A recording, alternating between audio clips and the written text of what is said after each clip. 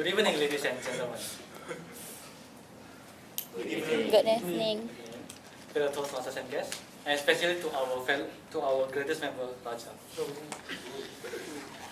Now, Raja, I always find your voice, your body language, and your presence here in the speech is very natural. When you come to the stage, you have this presence that we all will just look at you when you speak. And in your voice, it was very, the projection of your voice is very powerful. We can't just ignore your voice. When the more you hear your voice, we have the tendency to actually just listen to you. And your body language and the way you just comes out very naturally when you talk to the speaker. Which I find you have a very great potential to be a great speaker. Now, however, today I'm not going to nurture you with a lot of compliments. However, what I would like to do today is that I would like to suggest to you the points that can improve on to make your speech far better. Now, the purpose of Project 3 is to give a speech that determines its specific purpose and general purpose. Now, what I understand from your conclusion of your speech is that you are trying to inspire us to do any projects that you will probably learn something from it. Am I correct? Yes.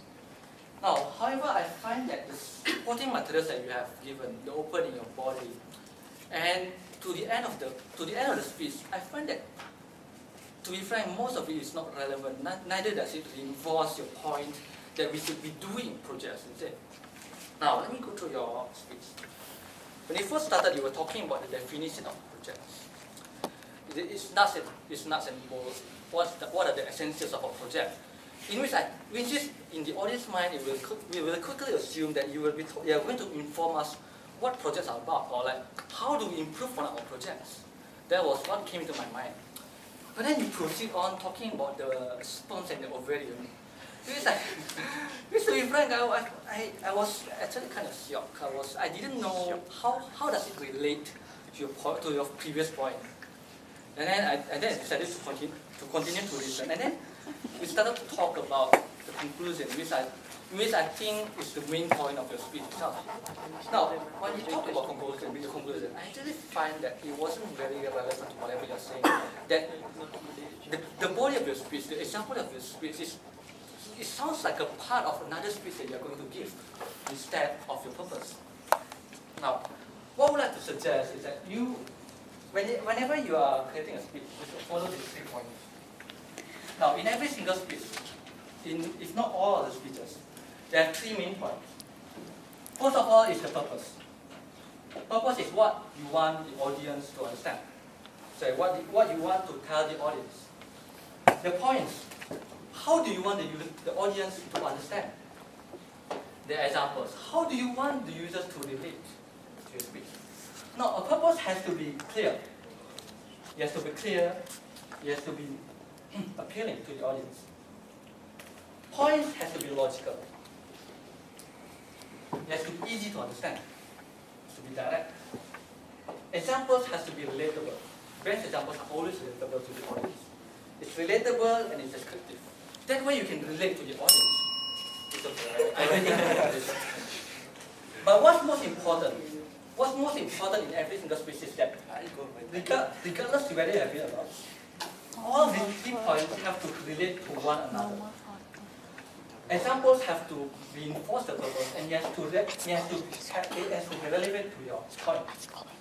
Now, what I find in your speech is that even though you have the purpose, your points, your examples, I feel that all of it is independent to one another.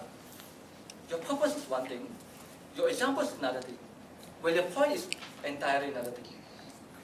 Now, what I would like to suggest is that when you're crafting a speech, you should always remember that these 3 points correlate to one another. And what can truly help is that when crafting a point, always look at it from the audience point of view.